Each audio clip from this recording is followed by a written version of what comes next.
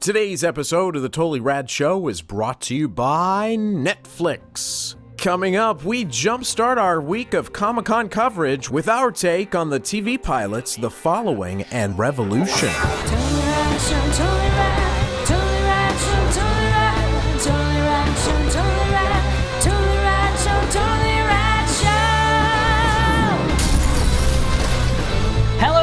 And welcome to the Totally Rad Show. It is that time again for the Totally Rad Show Comic-Con coverage of 2012. It's Geek Christmas. It is Geek Christmas. Geek Super Bowl. So today we are going to be talking about two of the pilots that we got to catch a glimpse at during preview night. And then Tuesday, Wednesday, Thursday, we're going to have our Comic-Con coverage. Friday, we are fingers crossed getting into a screening of The Dark Knight Rises, so stick tuned. Yeah. That may very well turn into something else. Something else. If not, we'll have Dark Knight Rises the following Correct. week. You can rest assured you will hear our opinions on that, but we're hoping to get it to you as it's released. And it's a little question what mark. better to have as a background than me as Dark Knight? I look pretty Got badass. awkward. So heroic. So Gary Hall sent majestic. that in. You can send risen. in your risen. background and rise right behind us Hey, the as ladies well. have risen. By sending it to fans at They don't TotallyRadShow.com. do We that. love getting those backgrounds. There's such creativity, Ladies. as is evidenced by Fans Alex's at Totally Rad Show. Punum and the cowl. Yes. Let's get into it. Oh and my talk God, about it's Comic-Cons.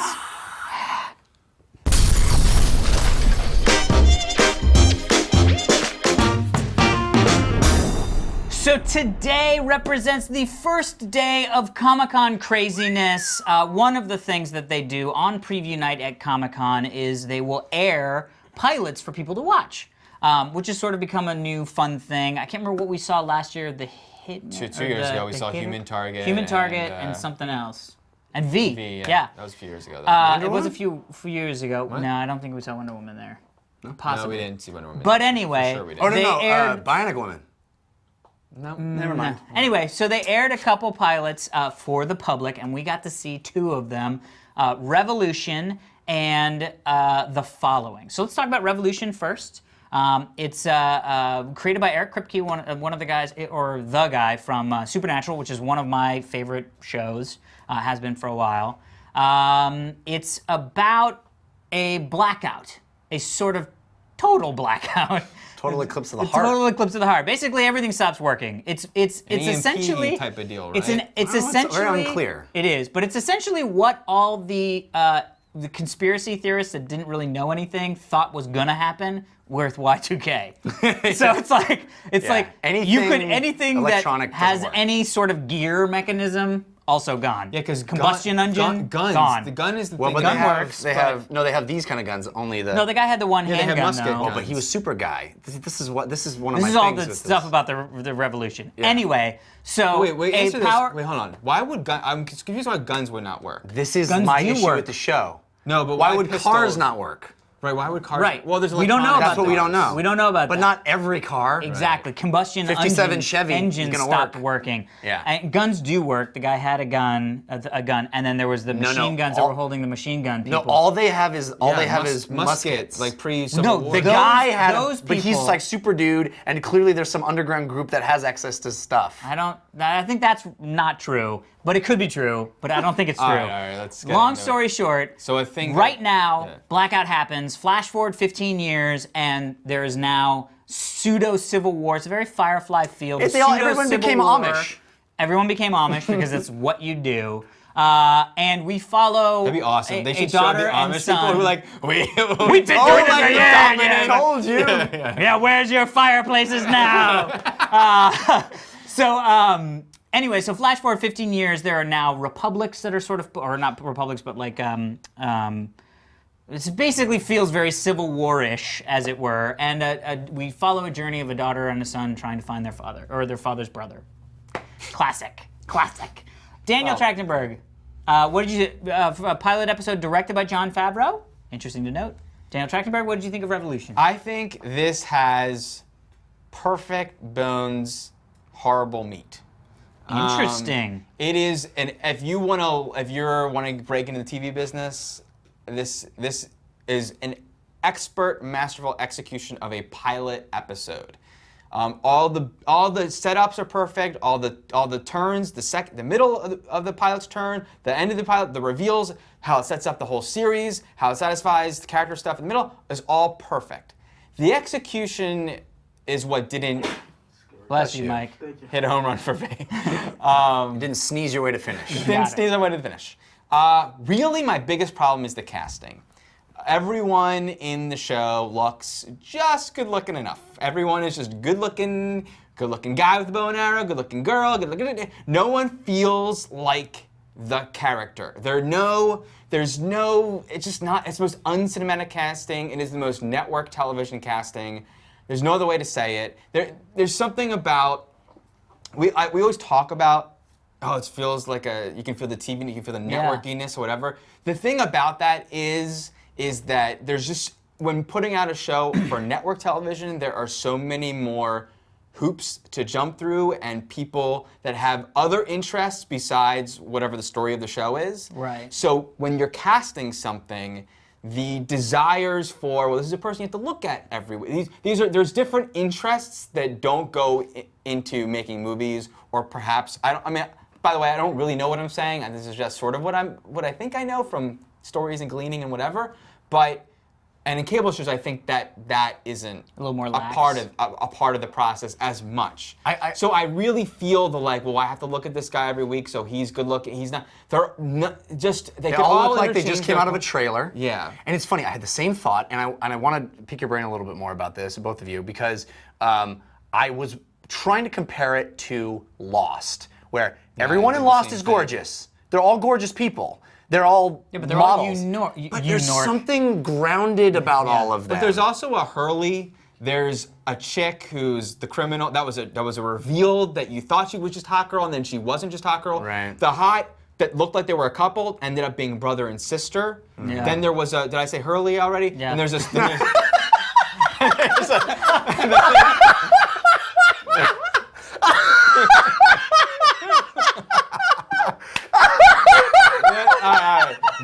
Then there's a Sawyer. There's another hot person. There's another hot person. Then there's that other fat guy. Did I say Hurley again? The guy. Oh my God. The badass guy in this show.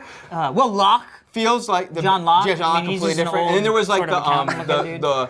the African American woman who then later has the love interest, whatever. The Breaking Bad guy. Anyway, he's but the badass guy, the Han Solo of the show. Right. I could end up loving him. He has an awesome moment. He has a cool moment, but he feels The fighting like, is really. This is the thing. It could be like, this is a really bizarre reference, but Treat Williams in Deep Rising, one of my favorite movies, Stephen Sommers, awesome movie, and Treat Williams plays the Han Solo guy. And it's like Treat Williams, and it's like, what? That's not. But by the end of the movie, I'm like, Treat Williams is badass. This guy has those moments and could become that. But like even the main villain of the show, Yeah. which is a great reveal. Yeah, it's but like, the what? casting of him, it just looks like another good-looking guy. Yeah. With the unshaven. I couldn't there's pick that guy out of the lineup right now. There's Yeah. no I couldn't pick almost that guy any is of not them. Benjamin Linus. You Right. know what I mean? There's no. If he had a shirt on that said, "I'm this guy from that show," I'd be like, "Which one? Yeah. What is he?" Exactly. Yeah. They're all interchangeable. And even the names were a little bit like, isn't that the same guy as the brother's name? They were so similar. It was like, what? Monroe and all this other. I mean, I know we have a whole other show to get to too, but And let's not spoil anything. yeah, I think the setup, the first 5 minutes of this show, I was like, oh my god, this is gonna be the greatest show ever. Yeah, and then it goes how down.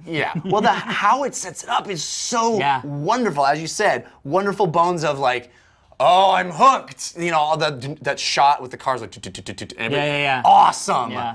But then where we end up, as you said, it's like, oh, Katniss is here and she's hunting with bows, and it's like the two impossibly attractive people hanging out and wearing the clothes that are clearly from the Abercrombie and Fitch, like it just screams. The Stussies or the Hurleys or the kids. Right. Those guys, suckers. They all clearly paid full price for what they're wearing.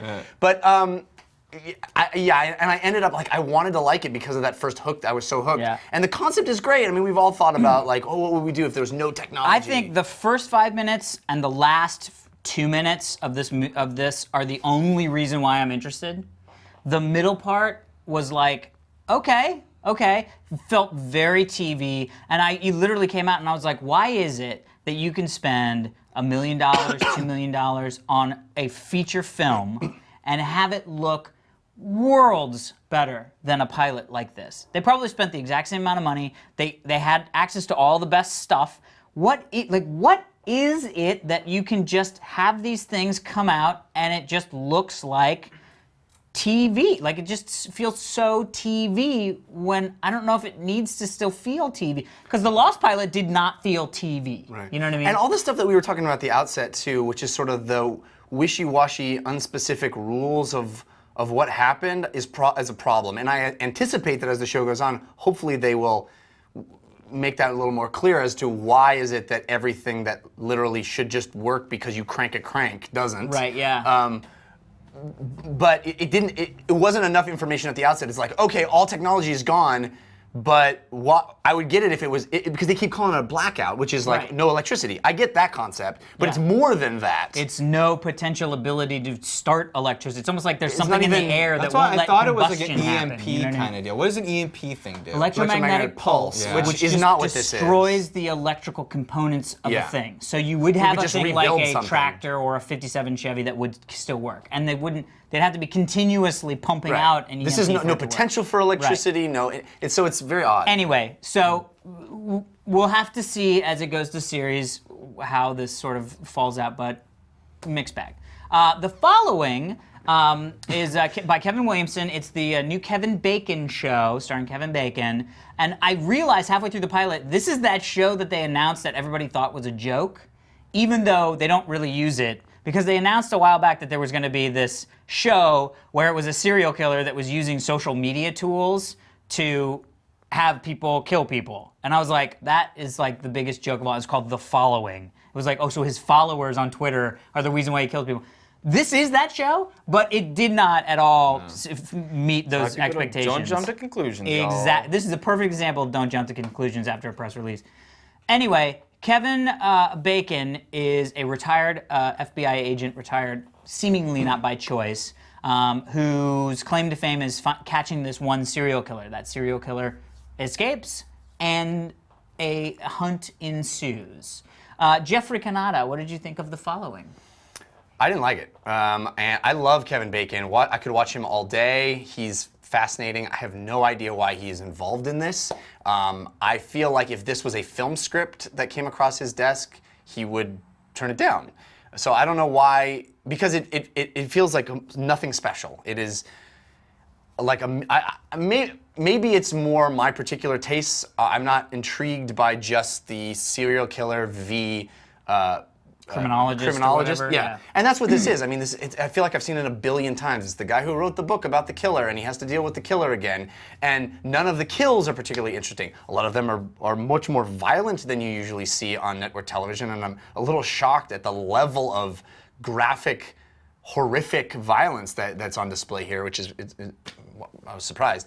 But there really isn't anything particularly interesting. I never was intrigued by the bad guy. I find the fact that he can brainwash people into doing what he says trite and ridiculous. I have no desire to watch this. It just really... So it didn't... halfway through, I was like, if I didn't watch the end of this, I wouldn't care. And I got to the end, and there was, some interesting things that happened, but... So it did not tickle my fancy. Didn't really connect with you. No. Daniel? I completely disagree. I think it's special, and I freaking loved it. Really? Absolutely. I thought it was awesome. And the thing that we always say on the show is it's hard because it's a pilot, so we don't. Yeah. Maybe it'll get better later. And in watching the show, I wanted to specify because the areas of the show that I didn't like as much were the parts that felt where I could feel that it had to fulfill the needs of being a pilot, which is to say that it had to set up things that it'll only have to do once in the pilot. So there's a lot of scenes that feel a little too exposition-y, and the relationships are a little bit clunky, certain interactions, whatever, but that will never rear its head again. And that's, because it's funny because there's a girl in this that's on Justified, and so I was thinking about Justified and how I did not like that pilot, and then eventually the show became what it was, and I started to love it. And it never had, because that show never had to do what it had to do in that pilot ever again. That was gone. That being said, it's a pretty awesome pilot. It actually does feel like a feature film condensed into a. I mean, it even has an end. That could have been the end of a movie. I thought Kevin Bacon was great in it. There were periods where it wasn't awesome, and that to me felt just like, oh, it's. Maybe I was more willing to suspend disbelief because it was a pilot. But I feel like what this show could become, it's to me it's more the killing than a Law and Order or any of those things. To me, it is much more about this ongoing thing. But I love the ongoing pursuit of a serial killer. But then I love how it allows it to be episodic with interactions with the following of the serial. You know what I mean? And there's so many. I love the involvement of a child, and I can imagine amazing episodes where is the child gonna be like his father or not like his father? You know, like, I just feel like I could see the standout episodes of the show. Remember the one with the hostage, like in Justified, the awesome hostage negotiation. I'd be like, I feel like this show is gonna have amazing episodes because there were some crazy sequences. Woman with the tattoos, crazy. Yeah, I think I'm sort of falling right in between you guys, as can happen, leaning a little bit more towards Dan. There were things that I did not like about this pilot, but there were a lot of things that I liked about this pilot. Now, I am a big serialized drama, procedural cop show, but I also like the serialized stuff at times. Although sometimes when it gets a little too serialized, like The Killing, I'm out. But I did enjoy it. I enjoyed the ride. I thought there were a couple things that I was like, well, that's interesting. There were a couple character casting things. It's funny, this happens, this rears its head in TV, like the guy from the 4400. I never saw that show. Well, the kid, the sort of kid that was like he was like, well, this is what the serial killer's like, and he was like, no, he's not like that. He's from X-Men and stuff. Sean Ashmore? He played. Oh, actually, that's where it was. Pyro, yeah. No, Ice. Yeah, Ice Guy. Iceman? Yeah. Ice Guy, come on. Well, no. Is he called Iceman in X-Men? Yes. I don't know if he had a different name. It's not Ice Guy. It could be. No, it was the guy who uses ice. I understand. Yeah. I didn't really connect with him because I just felt very like, that character feels very TV. Like, I'm the good-looking young cop who doesn't really know, but then maybe we become friends. You know what I mean? So there were moments like that where I was like, oh, that's a little TV. But it starts better than a lot of TV shows end. You know what I mean? Like, the opening sequences of this, and I love that guy. He's from Rome, and he was in a couple other really great TV shows that I loved. So that guy, I'm a huge movies fan. too. Yeah. He was in. He was the prince in. Yeah, he's like the bad guy and stuff. He's a bad guy and stuff, but he was the prince in bad guy in that this? great Heath Ledger movie that we like. Yeah, no, Knight's Tale. Knight's Tale. Yeah. But anyway, long story short, I think it's worth a continue watching, even if just because Kevin Bacon's involved, and I want to see what happens with this fun character. So those are two pilots. They're going to be coming out at some point. We don't know when, but stick around. We've got more Comic-Con coverage coming your way Tomorrow. All right, everybody, be sure to stick around. We're going to be answering one of your Twitter questions right after this. But first, we want to thank our sponsors. Netflix. Instant streaming. Netflix streams TV shows and movies directly to your home via your PC, your Mac. Yep. Via? Either one actually Via is con acceptable. dedos? Really? Either? Well, via con dias is just like either and either. Spanish, but just like either and either. Yeah. Well. Or potato and pants. Your choice. Anyway, you can watch Netflix streaming instantly to your PC, your Mac, your Xbox 360, your PS3, your Nintendo Wii, any of these game consoles, any of your little phony things, Android, iPhone, whatever you got. Phony? I highly recommend. I'm actually going to see it on the big screen tonight. One of my top 5 favorite movies of all time, certainly my favorite silent movie, Buster Keaton, Sherlock Jr. It's on Netflix Instant. You no longer have any excuse to. I got a bunch of tweets this week, people telling me that 12 Monkeys has just hit Netflix. Yeah, I saw that too, because it was on someone's list of shame. It was on our list of shame, but I keep going, haven't I seen it really in a should long see that time. again. I see. Yeah. There you go. For a limited time, get a free 30-day trial membership so you can watch 12 Monkeys or Sherlock Jr. Go to www.netflix.com/TRS. Sign up now. Also, if you are in the UK Ireland, go to netflix.co.uk/TRS or netflix.ie/TRS. Amazing people. We will see you tomorrow. Join us tomorrow for more Comic-Con coverage. All right, today's Twitter question sent in with the hashtag TRSQ from Scott Steves, who's at Scodiac on Twitter, is if you could date one superhero, Black Widow, Wonder Woman, She-Hulk, or Hulk, I don't know what your preferences are. I think you do, actually. Yeah, I do. But and you at home, if we're playing at home, I don't exclude anyone. Who would it be? Jeff, you said you had an obvious answer. The perfect woman to ever exist. Wonder Mystique. Woman? Ah, Mystique. She's every woman. She's anyone you want her to be that night. She can F you. She can also be any man. Well, you don't want to piss her off. Like you want to piss off She-Hulk? You're dating. Bam, bam, bam, bam, bam. Hey, some people dig that. No, I'm just saying. Dude, Mystique, you'd be like, who do you want me to be tonight, honey? But she's kind of good. And also, what if she, in the throes of passion, can only be her normal form, where she's blue and spiky and horrible? She's horrifying. She's beautiful. She's what's her name? The actress Jennifer Lawrence. Rebecca Romaine Stamos. That's not too bad, even with paint on her. I might take the Jennifer Lawrence version. How amazing would that be? You never even think about cheating because you're like, hey babe, I want to bang the chick at the grocery store. Could you be here for an hour? Amazing. Horrible. Yeah, She'd be like, really I love that. I still love you. Could you just look like her for a second? You think she wouldn't turn into her natural state when you say that? Yeah. I was actually thinking. Or your male kindergarten teacher. I was thinking more like, given that caveat. That is horrible. I don't need to do that. Someone like Batgirl, who's a normal chick, who's smoking hot. Sort of like Black Widow. And is kind of badass, right? Yeah. But you just want a normal girl. No, because all the other ones are like crazy. A crazy thing could happen to me. Like invisible. Did you just point at your crotch when you said a crazy thing could happen to me? I don't know. During whatever. The Phoenix Force could hurt my penis. Right. I don't know what's gonna happen. Ooh, and she could turn it against me, and I don't know. Thanks for the question. Thank you.